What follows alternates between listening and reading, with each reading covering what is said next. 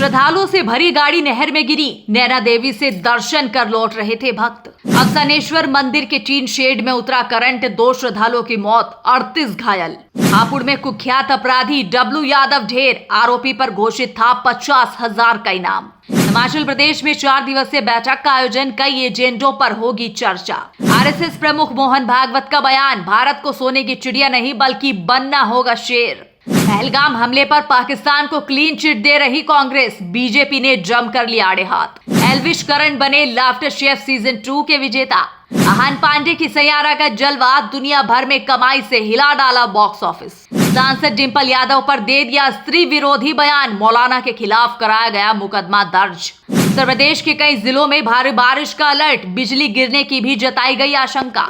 नमस्कार, स्वागत है आपका आर न्यूज नेटवर्क में। मैं हूं आपके साथ नेहा। आइए नजरें डालते हैं आज की तमाम बड़ी खबरों पर। उत्तर प्रदेश में दोबारा सक्रिय हो गया है मानसून। आज पश्चिमी यूपी में अपना असर दिखाएगा। मौसम विभाग की ओर से सोमवार के लिए उत्तराखंड से सटे 4 जिलों जिनमें सहारनपुर, शामली, मुजफ्फरनगर और बिजनौर में भारी बारिश का ऑरेंज अलर्ट जारी किया गया है। वहीं पश्चिमी यूपी के 10 अन्य जिलों में भारी बारिश का येलो अलर्ट है। साथ ही 23 जिलों में गरज चमक के साथ बिजली गिरने की आशंका जताई गई है। आपको बता दें कि रविवार को भी बुंदेलखंड के कुछ हिस्सों और पश्चिमी यूपी में बारिश देखने को मिली थी। सोशल मीडिया पर मैनपुरी सांसद डिंपल यादव पर टिप्पणी करने वाले मौलाना साजिद के खिलाफ तहरीर दी गई है। आरोप है कि साजिद ने स्त्री विरोधी बातें कही हैं। इंस्पेक्टर विभूति खंड सुनील कुमार सिंह ने बताया कि गोमतीनगर विकल्प खंड निवासी प्रवेश यादव की तहरीर पर मुकदमा दर्ज कर आगे की कार्रवाई की जा रही है। प्रवेश यादव ने बताया कि वो समाजवादी पार्टी से जुड़े हुए हैं। उन्होंने सोशल मीडिया पर देखा कि मौलाना साजिद ने सार्वजनिक मंच पर डिंपल यादव पर आपत्तिजनक, अभद्र, भड़काऊ और स्त्री विरोधी टिप्पणी की है, जिससे एक महिला के व्यक्तित्व को ठेस पहुंची है। साथ ही लोगों को भड़काने का प्रयास किया गया।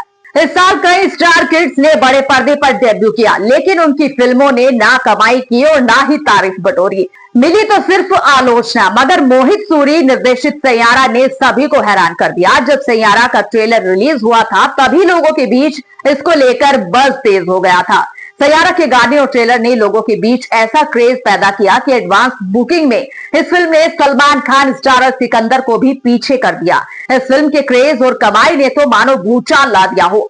आपको बता दें कि भारत में 250 करोड़ का आंकड़ा पार करने वाली सैयारा दुनिया भर में 350 करोड़ का कलेक्शन क्रॉस कर चुकी है। कांग्रेस के दिग्गज नेता पी चिदम्बरम ने एक ऐसा बयान दे दिया जिसके बाद बड़ा राजनीतिक बखेड़ा खड़ा हो गया है। दरअसल एक साक्षात्कार के दौरान पी चिदम्बरम ने कहा कि पहलगाम हमले में घरेलू आतंकवादी भी शामिल हो सकते हैं। उन्होंने पूछा कि क्या कोई सबूत बताते हैं कि आतंकवादी पाकिस्तान से ही आए थे। पी चिदम्बरम के इस बयान के बाद बीजेपी कांग्रेस पर हमलावर हो गई है। आपको बता दें कि बीजेपी आईटी सेल के हेड अमित मालवीय ने सोशल मीडिया प्लेटफॉर्म एक्स पर एक पोस्ट में पी चिदम्बरम को जमकर घेरा। मालवीय ने कहा कि कांग्रेस पाकिस्तान को क्लीन चिट देने के लिए एक बार फिर दौड़ पड़ी है। ऐसा क्यों है कि जब भी हमारी सेनाएं पाकिस्तान प्रायोजित आतंकवाद का सामना करती है, तो कांग्रेस के नेता भारत के विपक्ष की बजाय इस्लामाबाद के बचाव पक्ष के वकील ज्यादा लगते हैं।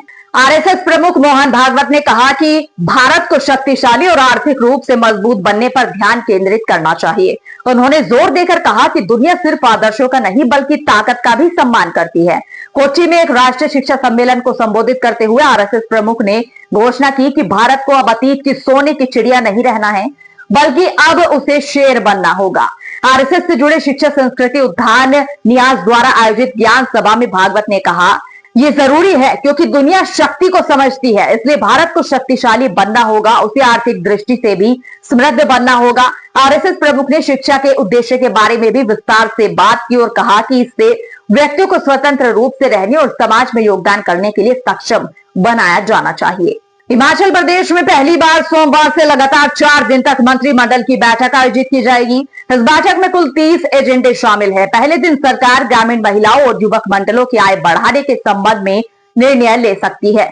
इसके साथ ही नकल करने वालों पर सख्त कार्रवाई के लिए कानून में नए प्रावधान भी शामिल किए जाएंगे। मुख्यमंत्री सुखविंदर सिंह सुक्खू की अध्यक्षता में शिमला के सचिवालय के शिखर सम्मेलन कक्ष में होने वाली 2 घंटे की बैठक के लिए 30 एजेंडे प्राप्त हो चुके हैं। हालांकि महत्वपूर्ण एजेंडे बैठक शुरू होने से ठीक पहले आएंगे। सामान्य प्रशासन विभाग की कैबिनेट ब्रांच ने मंत्रियों को फोन कर बैठक में शामिल होने की सूचना भी दे दी है। यूपी के बाराबंकी में रविवार की आधी रात अवसनेश्वर मंदिर में बड़ा हादसा हो गया। सावन के तीसरे सोमवार को भगवान भोलेनाथ के दर्शन और जलाभिषेक के लिए मंदिर में आधी रात से ही भीड़ लग गई थी। गोमती नदी में स्नान करके श्रद्धालु 12 बजे से ही मंदिर की तरफ बढ़ते गए और लाइनें लगती गई। मंदिर परिसर और बाहर का क्षेत्र श्रद्धालुओं की भीड़ से खचाखच भर गया। आधी रात करीब 1:30 बजे मंदिर के कपाट खुले तो श्रद्धालु बम बम भोले के जयकारे लगाते हुए आगे बढ़ने लगे। करीब आधे घंटे बाद मंदिर के बाहर गैलरी में लगे टीन शेड के पोल में करंट उतर आया। झटका लगा तो श्रद्धालु बचाव के लिए पोल से दूर भागने लगे। भीड़ ज्यादा होने के कारण कुछ देर में ही भगदड़ जैसी स्थिति बन गई। सूचना पर पुलिस प्रशासन भी राहत में जुटा। आपको बता दें कि लोगों को समझा बुझाकर शांत किया जाता, तब तक अफरा तफरी बहुत ज्यादा बढ़ गई थी। इस हादसे में 2 श्रद्धालुओं की मौत हो गई जबकि 38 लोग घायल बताए जा रहे हैं। नैना देवी से दर्शन कर लौट रहे श्रद्धालुओं की गाड़ी नहर में जा गिरी। खन्ना के दोराहा में यह हादसा हुआ है। मलोद में जगेड़ा पुल के पास एक पिकअप जीप नहर में गिर गई। हादसे में एक महिला और 2 बच्चों समेत 3 श्रद्धालुओं की मौत की खबर है। 3 लोग लापता है। बताया जा रहा है कि गाड़ी में लगभग 20 श्रद्धालु मौजूद थे। बाकियों को बचा लिया गया है। जानकारी के अनुसार सभी श्रद्धालु हिमाचल प्रदेश के माता नैना देवी मंदिर से दर्शन करने के बाद वापस लौट रहे थे। गाड़ी के नहर में गिरने की सूचना मिलते ही पुलिस भी मौके पर पहुंची और आसपास के लोगों की मदद से बचाव अभियान शुरू किया। पुलिस के अनुसार नहर से ज्यादातर श्रद्धालुओं को बचा लिया गया है। 2 बच्चों समेत 3 शव बाहर निकाले गए हैं। 3 लोग पानी में बह गए हैं। बचाव अभियान अभी भी जारी है। सिंभावली पुलिस, नोएडा एसटीएफ और बिहार एसटीएफ के साझा ऑपरेशन में 50,000 के नामी बदमाश डब्लू यादव उर्फ सूरज यादव को मुठभेड़ में ढेर कर दिया गया। इस बदमाश के पास से पुलिस ने बाइक, तमंचा और अन्य सामान बरामद किया है। आपको बता दें कि डब्लू यादव के खिलाफ करीब 2 दर्जन से ज्यादा संगीन धाराओं में मुकदमे दर्ज हैं। वो पिछले काफी समय से फरार चल रहा था। विभिन्न जनपदों की पुलिस उसकी तलाश में जुटी हुई थी। टीवी का popular cooking show last chef के दूसरे सीजन का समापन हो गया है और आखिरकार विजेताओं के भी नाम का ऐलान हो गया है, जिसका दर्शकों को बड़ी बेसब्री से इंतजार था। सीजन 2 के विनर एल्विश यादव और करण कुंद्रा बन चुके हैं। इसके साथ ही रनर अप के भी नाम सामने आए हैं। कलर्स टीवी के popular cooking show laughter chef के दूसरे सीजन का ग्रैंड फिनाले आयोजित हुआ। फाइनल राउंड में 3 जोड़ियां पहुंची थी, जिनमें अंकिता विक्की, अली रीम और एल्विश करण शामिल थे। ट्रॉफी जीतने के बाद दोनों की खुशी का ठिकाना नहीं रहा। एल्विश ने इंस्टाग्राम अकाउंट पर शुक्रिया कहते हुए लिखा कि उन्होंने सोचा नहीं था कि दर्शकों से इतना प्यार मिलेगा।